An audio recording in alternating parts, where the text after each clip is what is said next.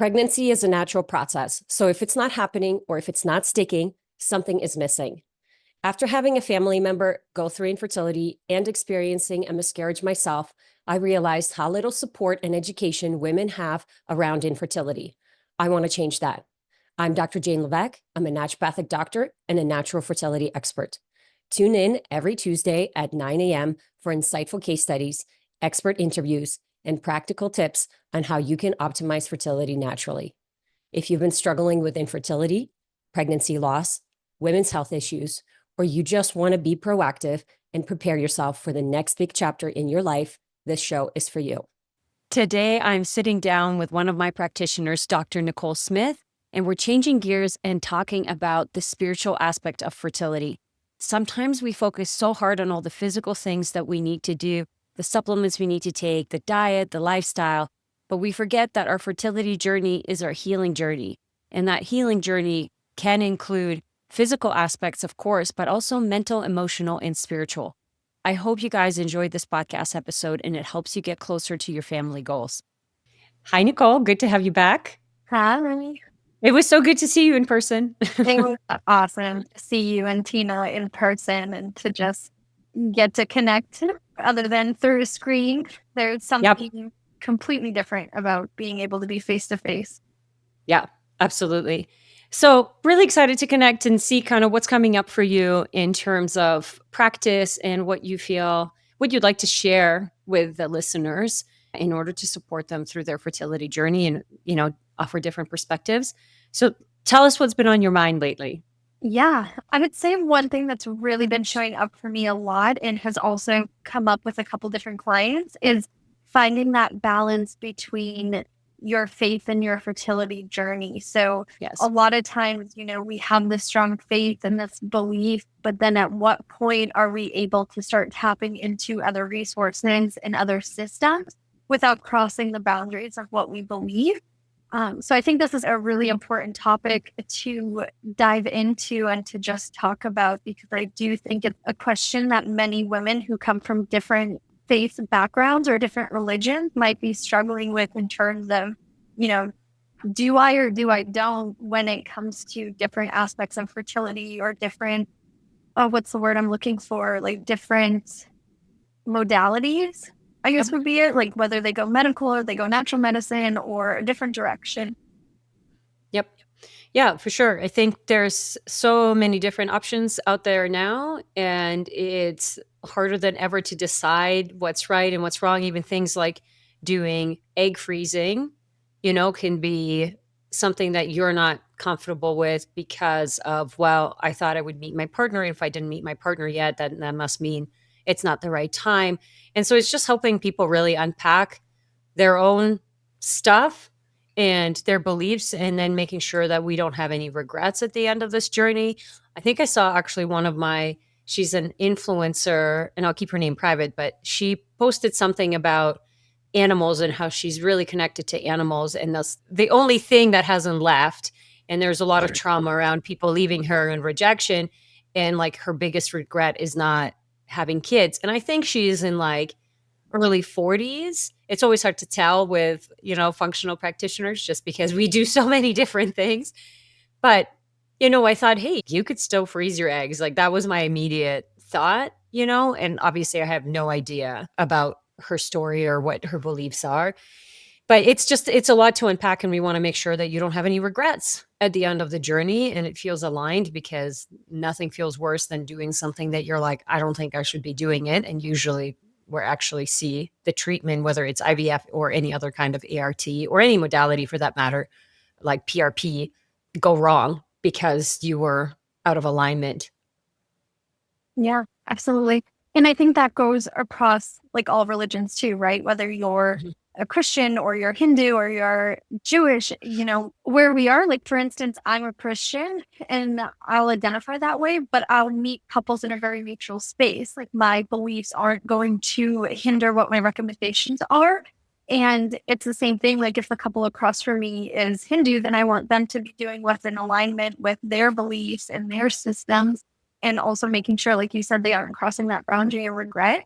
But I think too, there's a lot of societal pressure in today's Yes. day of, okay, what is, I want to have this baby and I'm feeling called to it. And I know that, God wants me to have this baby. But then they start thinking, well, what's going to be acceptable in front of my religious peers? And I think that's where we're seeing a lot of roadblocks, is understanding the difference between, like, whether you call it God or you call it the universe or what your faith is. But like, I'm going to say God in this just capacity, but like, God wants you to be happy, right? So if you're suffering and you're dying internally because you want to have this child, but you're afraid to seek natural medicine, that's not the way that God would want you to live. That's not the footprint that he would want you to have. He's not wanting you to suffer, but also realizing that, there was a good conversation about it over the weekend at the eco event.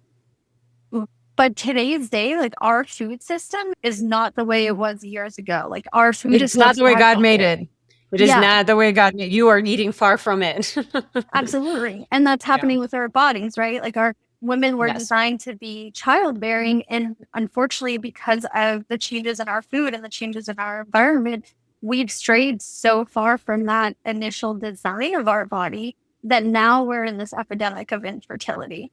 So, when it comes to tapping into these modalities, it's not about straying away from your religion, but about helping your body get back to the way that it was designed and the way that it was supposed to function. Yeah. I think it's a big red flag. And I mean, I talked about that on stage, and I kind of talk about that through my marketing all the time. The infertility crisis is very much here. And when you look at the women who are like in the next 5 to 10 years, they're the ones that should be, so if they're teenagers now looking to get pregnant, and the health of teenagers and the amount of medications that they're on, and the lack of being able to make decisions, and feeling like, we had this conversation with a mom where I think she was like in her 60s, and she's like, well, if you don't use birth control, then you can get pregnant like me. And she got pregnant as a teenager and have a cut. And I'm like, there's so many ups and downs, but I'm like, that's not what's happening now. Like, teenagers aren't having sex. They're staying at home.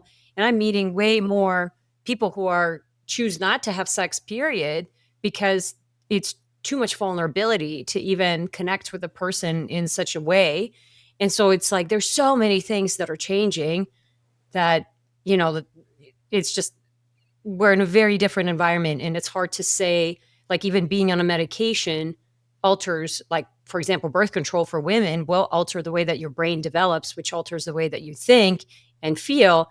And then let alone you add the food and the environmental toxins and the water, and, then I think it's really hard to even know what's what, Absolutely. And I love that you mentioned teenage women too, because in the chiropractic clinic, we're seeing more and more teens that are coming in with anxiety, right? So kind of what you were saying, where the birth control, I mean, they're starting birth control the second they get their period. And then the effect that it's having on their brain function, you now have these teenage girls who are just very fearful, and they have high anxiety. So then they don't want kids because they're afraid of things like dying in childbirth or the changes on their body, because we live in a society where, body image is everything. So it's sad, but then at the same time, it's another sign of how important bringing in that spiritual aspect is, right? So those are the times where it's kind of the opposite, where you can lean in deeper into your faith, into having that connection, into figuring out, what is, or what can be of guidance at this point to kind of get back into it. And again, like, we were designed to menstruate. We weren't designed to be on birth control right away. We weren't designed to have that chemical input and that alteration into our cycle. So, couples come and they're like, oh, I'm afraid to do things that aren't within like the Christianity lines. But then it's like they started on birth control when they were 13, 14 years old, getting their period. It's like, okay, well, we've already kind of stepped away from it. So let's talk about how we're going to get you back, right? Yeah, 100%. Yeah. And so what are you seeing? Are you seeing that people are having a hard time even? So what I have faced in practice is that if they have very strong faith, it's usually, we don't want to do any ART, so no assisted reproductive technology if it's meant to be naturally, but we want to do everything naturally. But what you're saying is that there's people who don't even want to do things naturally because they think that they're interfering with the body So I'm and the seeing both. process. A lot of it, I'll say more prominent, is that fear of doing things like IVF because they just feel like it's not an option. But Sure. then also that fear, like I've met plenty of women, men too, who are like, we're not doing any supplementation because it's all processed. It's all made somewhere in a lab and then it's sent out and it's not coming from the ground. But our soil is so damaged that the food that's coming from the ground, like you're already consuming things that are far worse than any supplement that you're going to take. Like the chemicals that are in that soil, in that food, and then the nutrient level of that food is just completely gone. So it's like this balance between I want to do things by the Bible as I'm being told by the members of my church, but at the same time, like you're walking this day and age of 2025 and nothing in our world, unless you live on like a really beautiful farm somewhere very remote. But for the most part, like nothing that we have in a mainstream area is by the Bible anymore. It's all, it needs support, it needs love, it needs proper nourishment, whether that be our food or our emotional state, our spiritual state, like everything needs extra TLC compared to what it needed many years ago. Yeah, and I mean, Jabin was on stage talking about nutrient deficiencies, and I think it's not new to us as practitioners, but when I first started practicing, which was 10 years ago, I remember people would always ask me like, well, am I always going to have to be on these supplements? I don't want to have to depend on anything. I just want to have a good diet. And it's like, I 100% agree. And I'm like, hey, once you fix things, then I think you can be on like a prenatal or multivitamin or something just to cover your basics and you're good. And that's what I used to tell people. I'm like, if you have an infection, we clear the infection, we repopulate, and then you're okay. Whereas now it's like, no, you have to eat 5 apples to get the same nutrient level of a 1 apple from 1970, I think he said from that study. 1950.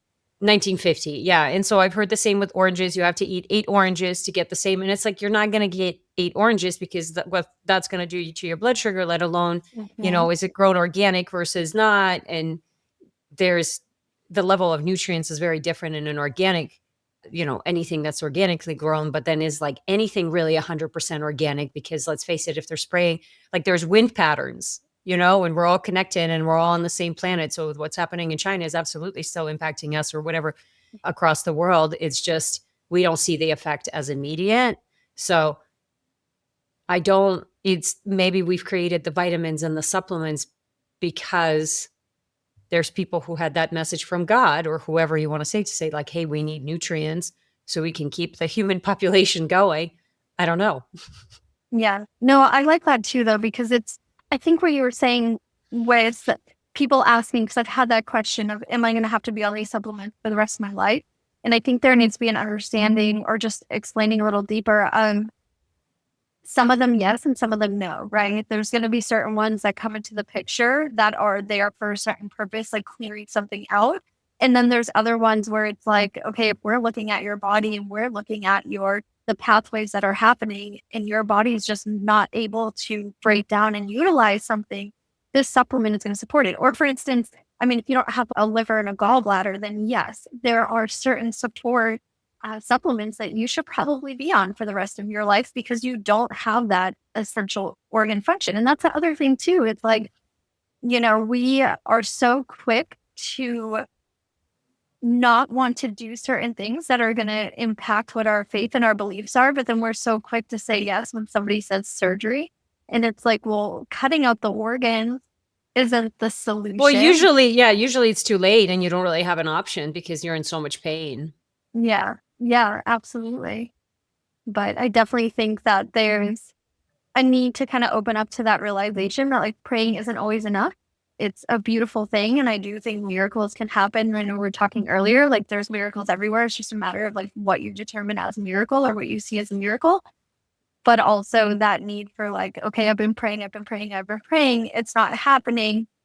Maybe we're at that point where we need to start questioning, why isn't this happening? It's not that God isn't hearing my prayer, he's not wanting to answer my prayer, but that there's something missing, a tool is missing where he's not able to answer it or he's not able to help it come into fruition. Or he's giving you plenty of signs, but you don't know what you're looking for. Like you're looking for the wrong thing. I think genuinely, I read this a great book by Rick Rubin, The Creative Act, and he has helped many fantastic artists like make some of the best music in the world that all of us are very familiar with.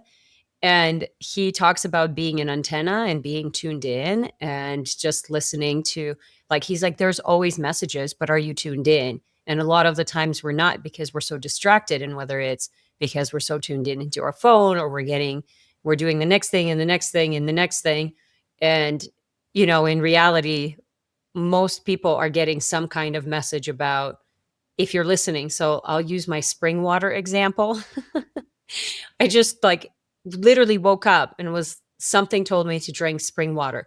But I've heard it over the last year, a couple of people really talking about it and being like, yeah, I've been trying this and that really works. And I feel this hydrated. And then after the eco conference, when I drank a bunch of spring water because I had to buy my water, and I was like, you know what, I'll just try this. I woke up and I was like, I need to get some spring water. That was my antenna, that was my Yeah. antenna tuning in, but it's been there for a long time. And I think that's true for, oh, we should eat healthier. We should try to do this. I should try to exercise. And usually you put the shoulds, where in reality is, well, maybe you need someone to help you with those things, because there's so much to unpack there. Yeah, absolutely. And you never know when that miracle will come in either.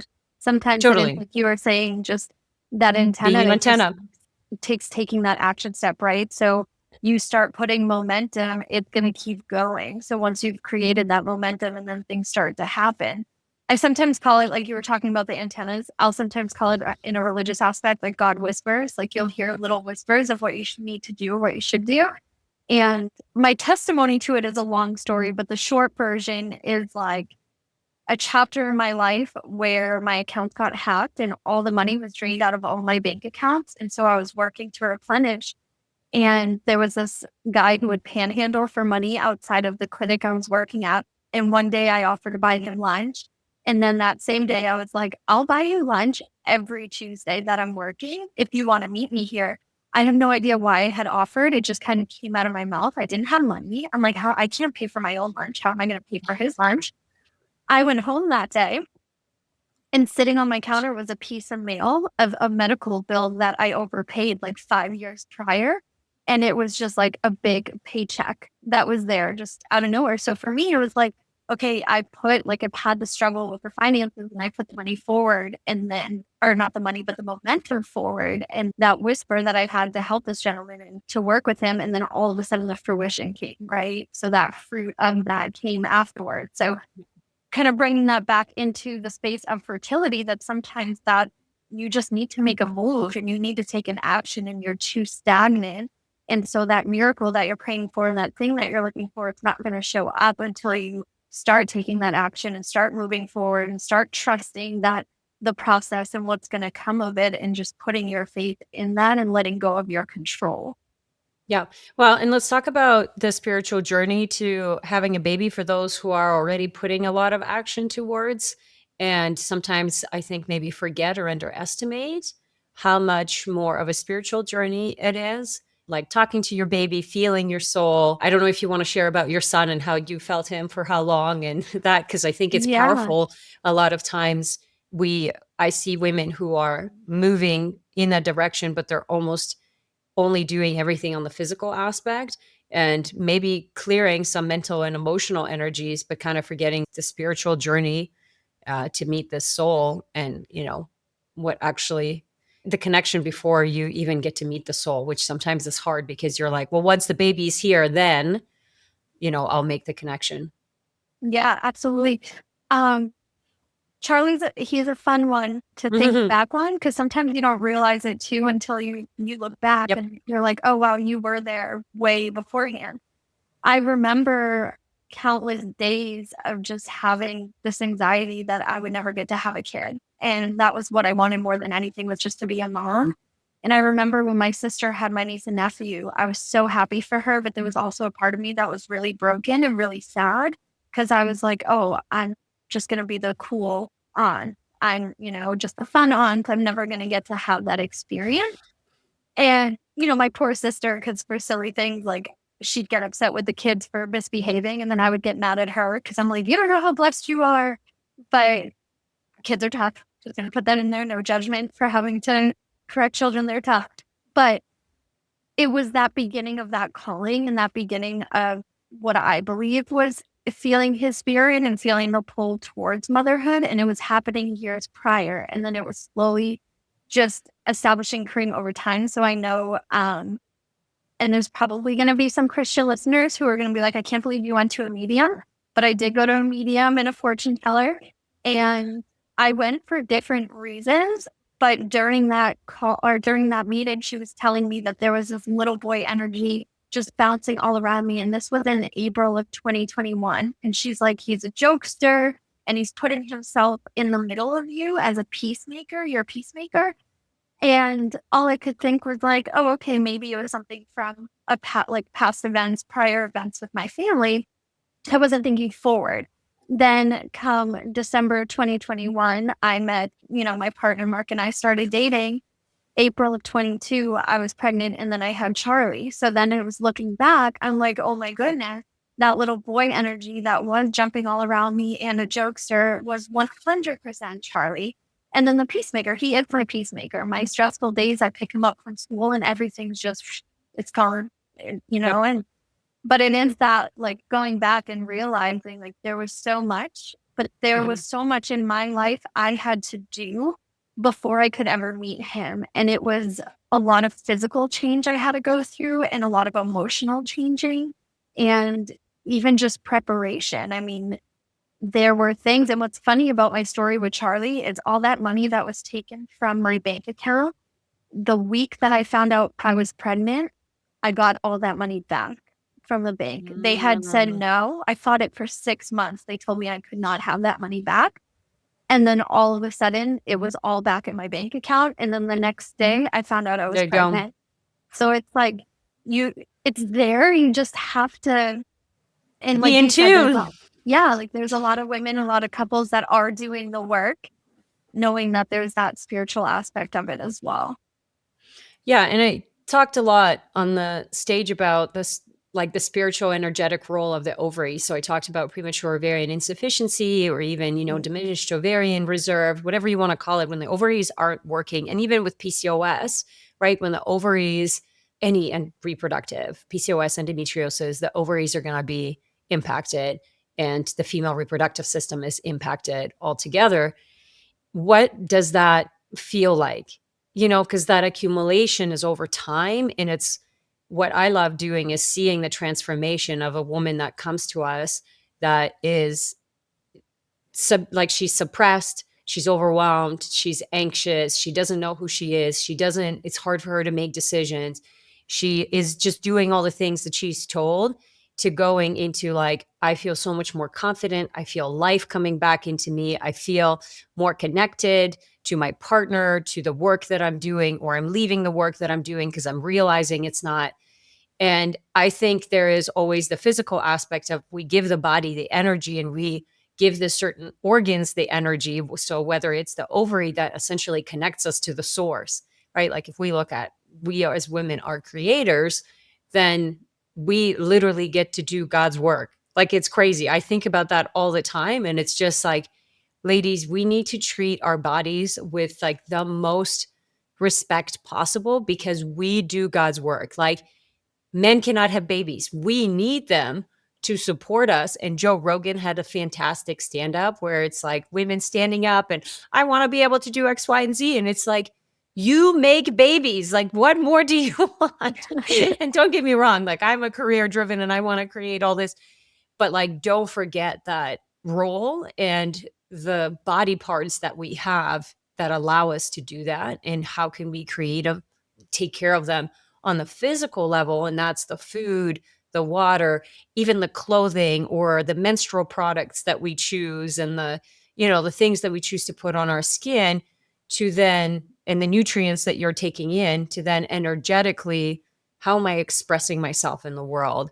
And can I, do things that I love and create versus do I feel suppressed and am I putting myself into a box to fit in of what I should be doing versus what I want to be doing? And I think it's just such a beautiful dance where some people you need to really support them physically before they can open up that energetic spiritual world.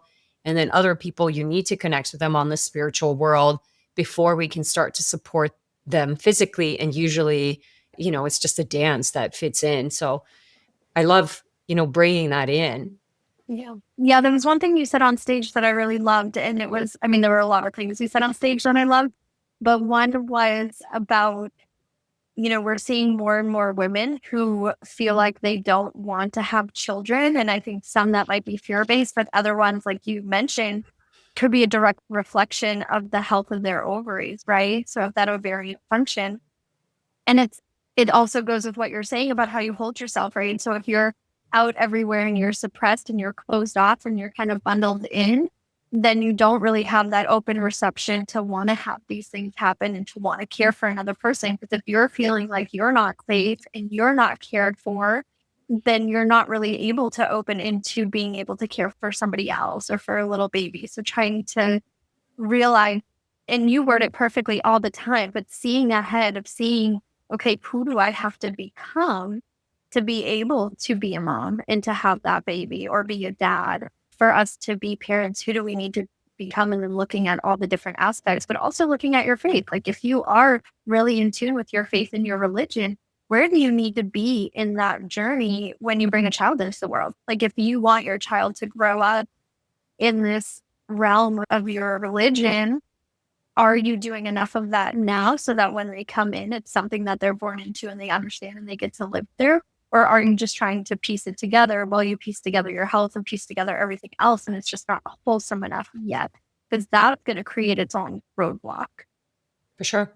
Yeah, I think it's all connected, and I think that's why I love connecting with different practitioners, because we all have different angles that we take. And I think it very much depends on what we are going through in our own life and in our own journey, because, like attracts like. So every patient that comes into my practice that I decide to work with, and we create that patient client relationship, it's like, I know I'm going to learn something about myself, or one of my loved ones, that they will reflect to me, so then I can support them and help them clear whatever it is that they're working through.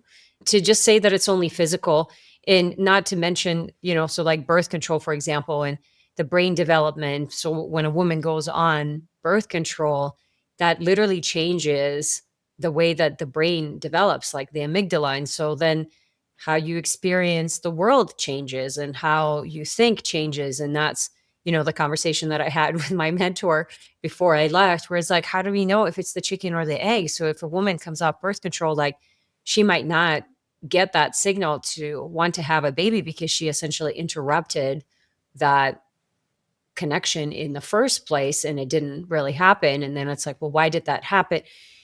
Like, do we really know what we're doing here? Because we're playing with God, I would say, quite a bit. And that's coming down to how we're growing our food and how we're storing our food and how we're treating the planet. And there's a lot of stuff that we're not doing like God intended to do. And I think that's why our bodies are not doing what they're supposed to be doing, because we're messing with nature more than I think we realize. 100%. And I think that goes postpartum too, right? So Huge. there's so many changes that happen postpartum with the brain, like the decrease in gray matter, and throughout then the you entire have pregnancy, and then through the Mhm. through postpartum, there's so many changes. Absolutely. And it takes like minimum 2 years, but much longer to start having some of that kind of rebuild and get balanced back. However, we have all of these women getting put on, SSRIs and other things because of their postpartum anxiety or postpartum depression. And so then it's like we're just medicating it versus looking at well, why is this happening? What is the depletion that's happening because of pregnancy into the postpartum area, and then how can we support it so that it stays the way that God intended, right? And not just continuing to diminish and then being medicated in mass.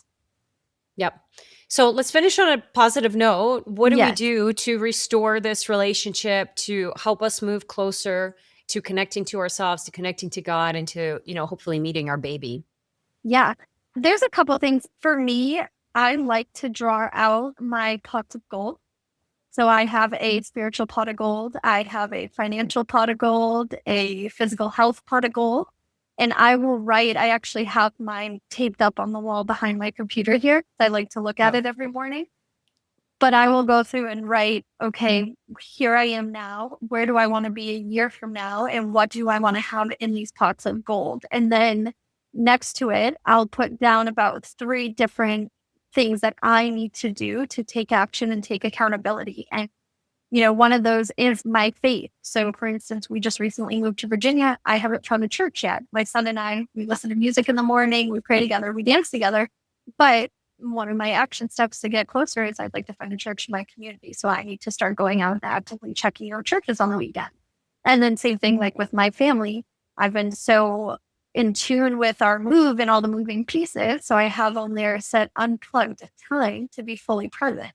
So it just no computers, no work, no phones, just there with my family, connecting. And I think also important is just if you are on this journey of trying to conceive and you are trying to figure out what your pathways are and what your pot of gold is, I would highly recommend finding time to just sit in silence with yourself. Just connect with yourself and your spirit and your future child's spirit and the things that you want in that big family pot of gold.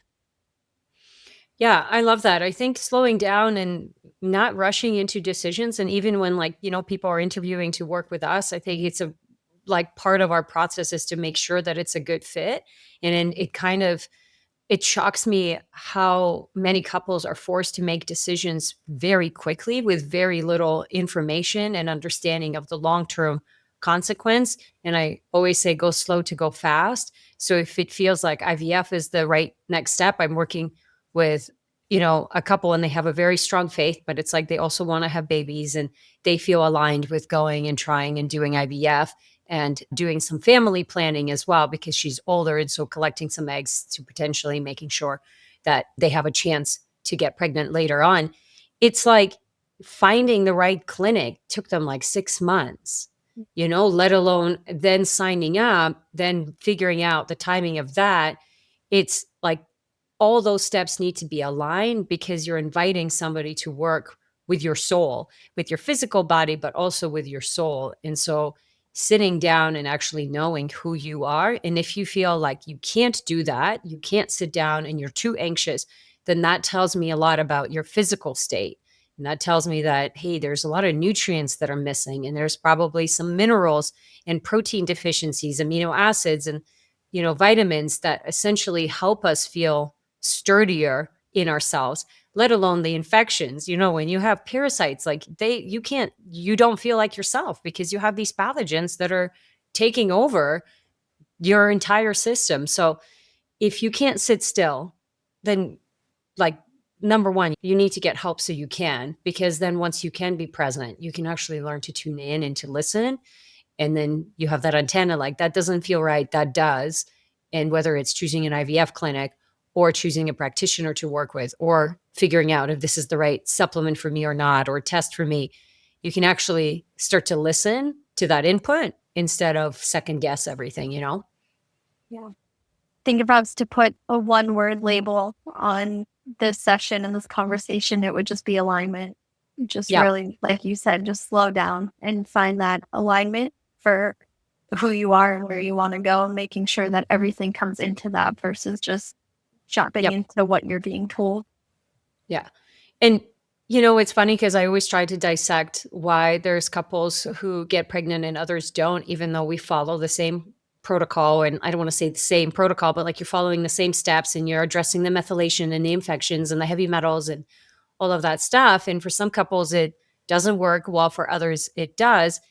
And the couples that it does work with that are getting pregnant against all odds, even when I meet them, I'm like, I don't know, man. I don't know if you can do it. And I don't ever say this to them, but I just think it because it's it's been 8 years. You have such a high toxic load. You have I'm not sure, and you're already really old. And then there's sperm issues. But it's this really deep belief that either the woman or the couple both have, where it's this is going to happen for me. And I'm willing. And I watch these women transform because they have this really deep belief. And the more women that have gone through and, been successful and gotten pregnant against all odds, they had such a strong connection to their baby before, writing to their baby every day, talking to their baby, thinking about, I think you were, and I said this to you because the way that you talk about Charlie, I'm I bet you felt Charlie way before he came. I just Right. had that feeling, and you were like, you know what? And then you got into the story about the medium. I'm like, there you go. That makes sense. Some of us will feel that baby a lot sooner. We just don't know what it is until that baby comes. And some of us don't. And we have to really create a lot of stillness and quiet our nervous system down so we can feel it, because that dialogue is a lot less loud. And there's not a right or a wrong. It's your baby, right? It's this soul Mhm. that's speaking to you and trying to choose you as their mom and their creator to bring them into this world. And I think creating that stillness to actually be able to listen, because that baby will guide you, you know? Right. Absolutely. If you're one of the people who are hearing this thinking, oh, I don't feel that. I don't like, I Yeah. want it, I want to, but I don't feel that pull. I would encourage you, if you haven't been familiar with him yet, but Dr. Joe Dispenza has a really incredible Mhm. story about how he healed his body through essentially like visualization. And he talks about how he was on bed rest because of an injury and was told like he would never be able to walk again. But he sat there and he pictured his cells dividing, and he pictured what had to happen down on that cellular level in order for them to heal and replicate and help his body heal. So I would encourage you to listen to his story, but then to do the same thing. And as far as like the fertility aspect of sit down and picture, what does it feel like for your body to get pregnant, and what would that look like, and what has to happen? You don't have to have super intense down to the cellular knowledge of what's happening, but just start thinking about it. Think about what it feels like to be pregnant. What does it feel like to hold your baby? And just Yep. really opening up that antenna pathway for that to start to fruition. For sure. Yeah. And I have had couples who are like, well, we don't want to be too hopeful because if it doesn't work out, I'll be heartbroken. And I'm like, you're already heartbroken. It doesn't Mhm. matter. Like, Yeah. it's like saying, I don't want to fall in love in case it doesn't work out. And it's just like the, I just think that's part of the journey, is being okay to be hurt on so many different levels as a woman, because having babies hurts you in so many, like, it's the most joyous thing, but then there's so much pain that's associated, whether it's seeing your child suffer or your child rejecting you because they're going through a tantrum thing. And how are you going to be able to handle that? Because it's not smooth and perfect, and it's being okay with who you are. And then, you know, being able to support that soul and that development, not just when it's not here yet, not just through pregnancy, but as they mature and grow. Yeah. It's a beautiful thing. It is. It's a tough thing, but it is Yeah. a beautiful thing. Yeah. Well, thank you, Nicole, so much for being here. And I love the change of pace and the change of topic, and even just the way that we're talking. And it's like, it's a conversation that I think, if people are like, well, I don't know, I don't really believe it, or I don't believe in manifestation or visualization, or I don't get it. I think that there's so much out there now that we can't really deny it. And I always enter into the physical world because I think that's the easiest. But once you start changing the physical aspect, your cells change, and then the way that you think changes, and the way that you feel emotion changes, and then your connection with God changes. Like, I think everything changes, because when the physical body feels good, you can have a much deeper connection with everything, and the way that you experience the world is so different than when you're sick. And it's like, the hope is to help people that, like, no, when you're healthy, you can experience the world in a very different way. And I think there's just so many layers. Like, I'm always learning something, and it's like, I love deepening that relationship because it's very powerful. Absolutely. And I think if you're like, I don't know if I believe it or if I'm into it, asking yourself the question why, because 9 out of 10 times it's probably going to come back to fear. And that same fear is going to be what's blocking you from the here and Totally. the then, Yeah. or the where you want to go. Yeah. Yeah. Well, thank you Look, so much. And I look forward to having you back soon. yeah, thank you.